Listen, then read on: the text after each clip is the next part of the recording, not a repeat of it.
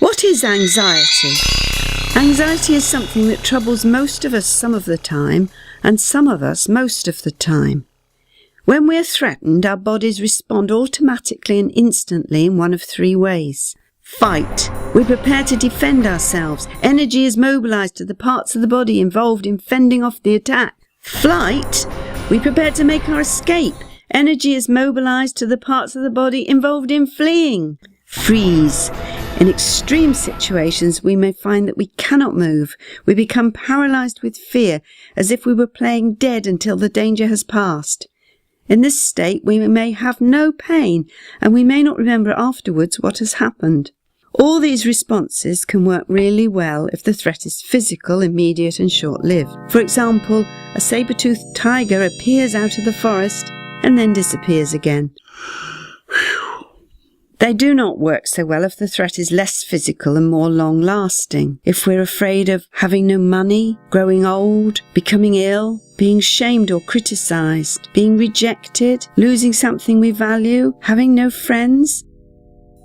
These threats are not in the here and now. They loom somewhere in the future.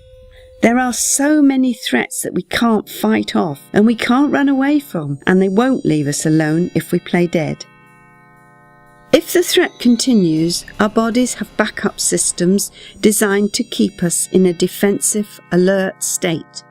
In this state, we feel constantly apprehensive and watchful. As we cannot relax, all the systems of the body that work best in a relaxed state become disrupted. These include sleep rhythms, eating and digestion, growth, reproduction, defense against disease, rational thought, concentration.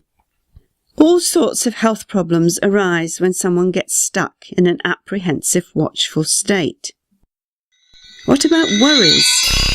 Worries can be described as anxiety-provoking thoughts. When we worry, we think bad things are happening or are going to happen. We imagine the worst-case scenario. Even though nothing bad is really happening in the here and now, our bodies have the same natural reactions to these thoughts and imaginings as they do to real-life threatening situations.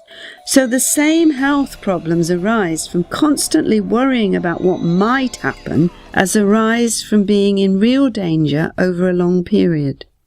Some people manage their anxiety by avoiding the situations, places and people that make them fearful.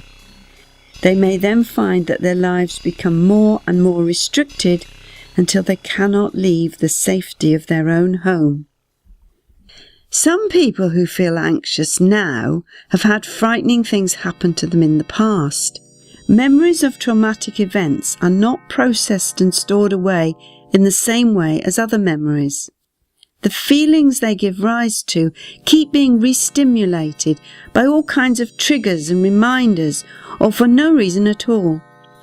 People can't always remember the original frightening event, perhaps because they were very young at the time, or because they responded to it by freezing. What can therapy do to help you reduce your anxiety? The answer is different for each person. For some, it's enough to learn to relax, or to focus on positive rather than negative thoughts and images. For others, it may involve building up your sense of your own strengths and resources. For people who have experienced trauma, you may need to reprocess your memories. Then the fears lose their power and you can relax and enjoy life.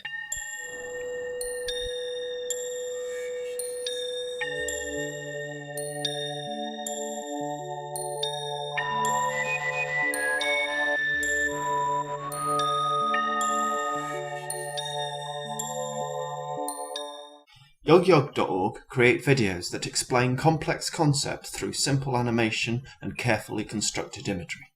They are fun to watch and have good Google visibility.